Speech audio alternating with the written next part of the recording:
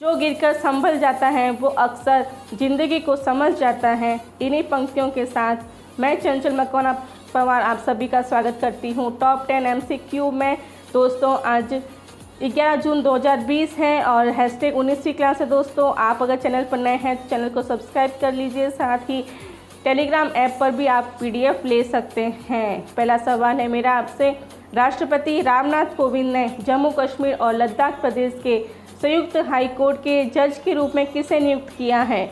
ए जावेद इकबाल वाणी, B है अख्तर अब्दुल वाणी, सी है सिद्धांत शंकर या फिर डी है बाबू ज्वाला प्रसाद।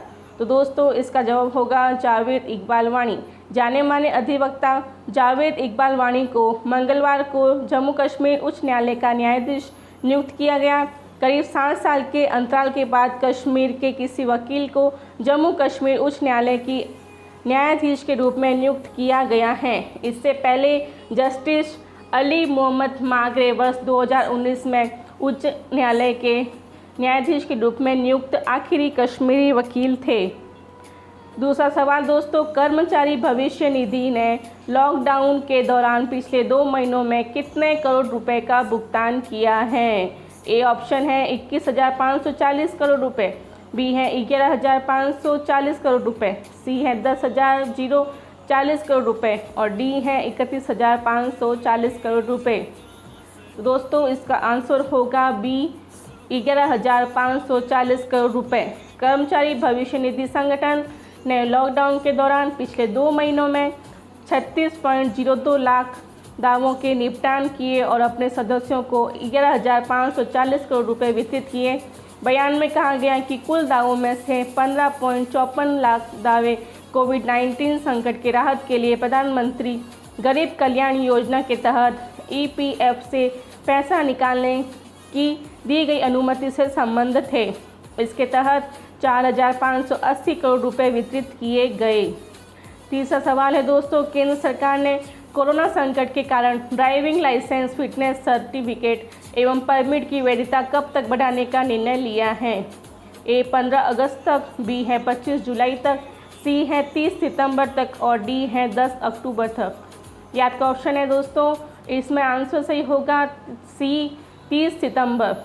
केंद्र सरकार ने मोटर वाहन अधिनियम और केंद्रीय मोटर वाहन नियमों के तहत अनिवार्य सभी दस्तावेजों की वैधता 30 सितंबर 2020 तक के लिए बढ़ा दी है। इस फैसले को समझे तो जिन लोगों के दस्तावेज की वैधता 1 फरवरी 2020 से 30 सितंबर 2020 के बीच समाप्त हो रही है, उसकी वैधता 30 सितंबर 2020 तक बढ़ा दी गई है। उत्तर प्रदेश सरकार ने भी इसे लागू कर दिया है। मंत्रालय की विज्ञप्ति के अनुसार कोविड-19 संकट की मौजूदा स्थिति को ध्यान में रखते हुए इस संबंध में मिले अनुरोधों पर गौर करने के बाद गडकरी ने यह नियम निर्देश जारी किए हैं।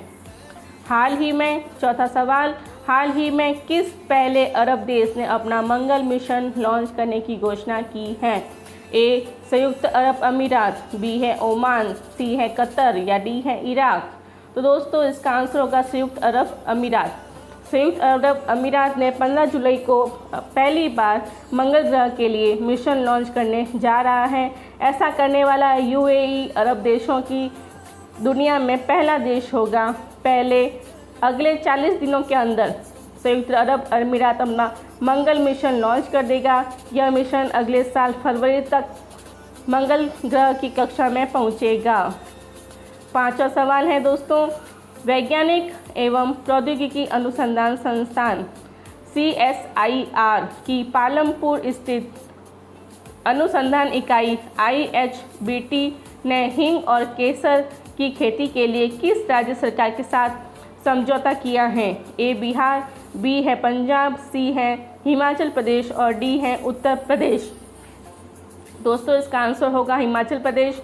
हिमालयी जैव संसाधन प्रौद्योगिकी संस्थान एवं हिमाचल प्रदेश सरकार ने किसानों की आय बढ़ाने के उद्देश्य से देश में केसर और हींग की खेती को बढ़ावा देने के लिए साझेदारी की है।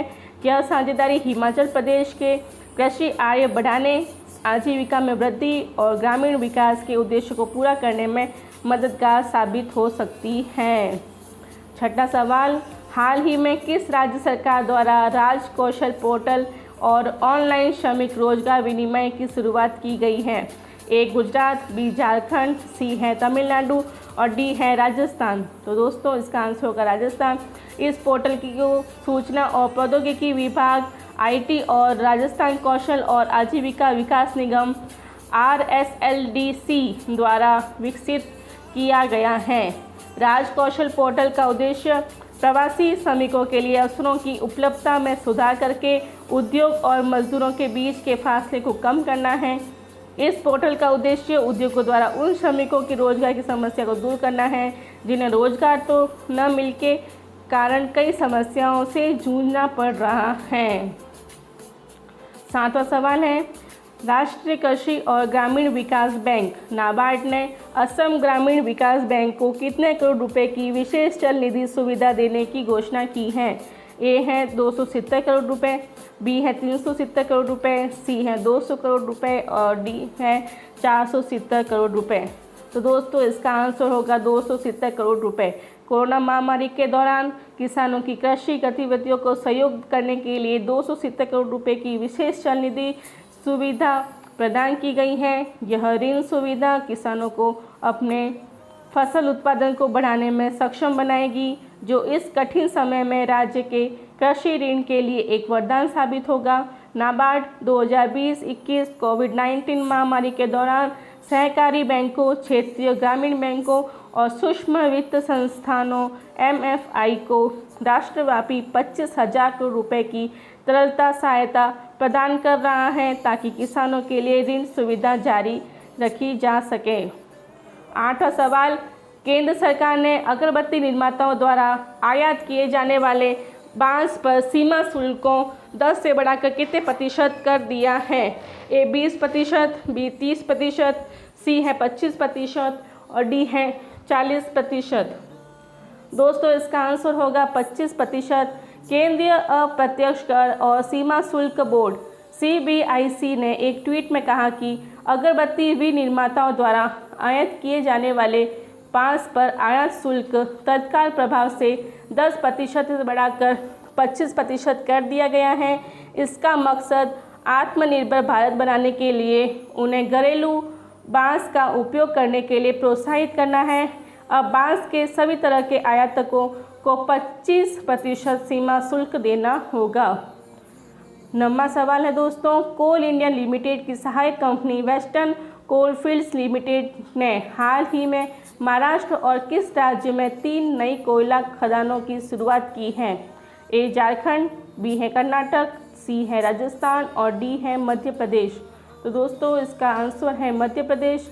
वेस्टर्न कोलफील्ड्स लिमिटेड कंपनी इन खदानों पर कुल 849 करोड़ रुपए का पूंजीगत व्यय करेगी, जिससे 647 लोगों को प्रत्यक्ष रोजगार के अवसर उपलब्ध होंगे। उल्लेखनीय है कि वित्तीय वर्ष 2023-24 तक वेस्टर्न कोलफील्ड्स लिमिटेड ने 20 नई परियोजनाओं को शुरू करने का लक्ष्य निर्धारित किया है, जिनमें से 14 परियोजनाएं महाराष्ट्र और 6 परियोजनाएं मध्य प्रदेश में शुरू की जाएगी। गौरतलब है वित्तीय वर्ष 2019-20 में वेस्टर्न कोलफील्ड्स लिमिटेड ने 57.64 मिलियन टन कोयले का उत्पादन किया था, जो कि पिछले वित्तीय वर्ष की तुलना में 8% से भी अधिक की वृद्धि को दर्शाता है। 10वां सवाल, छत्तीसगढ़ सरकार ने राज्य में पुलिस कर्मियों के मानसिक तनाव और डिप्रेशन को कम करने के लिए किस नाम से एक अभियान की शुरुआत की है? ए स्पंदन, बी है नमन, सी है खुशी और डी है प्रतिभा। तो दोस्तों इसका आंसर होगा स्पंदन। छत्तीसगढ़ सरकार ने राज्य में पुलिस कर्मियों के मानसिक तनाव और डिप्रेशन को कम करने के लिए स्पंदन नाम से एक अभियान की शुरुआत की है। इस संबंध में राज्य के वरिष्ठ अधिकारियों को मनोचिकित्सकों या मनोवैज्ञानिकों द्वारा अवसादग्रस्त अधिकारियों और कर्मचारियों के लिए परामर्श और चिकित्सा उपचार के बारे में दिशा निर्देशों का सख्ती से पालन करने के निर्देश दिए गए हैं। इस कार्यक्रम के दौरान परामर्श सत्र, संगीत और योग थेरेपी की व्यवस्था की जाएगी। योग कक्षाओं के संचालन के लिए स्थानीय योग शिक्षकों का सहयोग मांगा गया है। इसी के साथ ये MCQ ख़त्म होते हैं दोस्तों। आपका बहुत बहुत धन्यवाद, और अगर पसंद आई हो तो लाइक करके जाइएगा, साथ ही शेयर कर दीजिएगा। Thank you very much.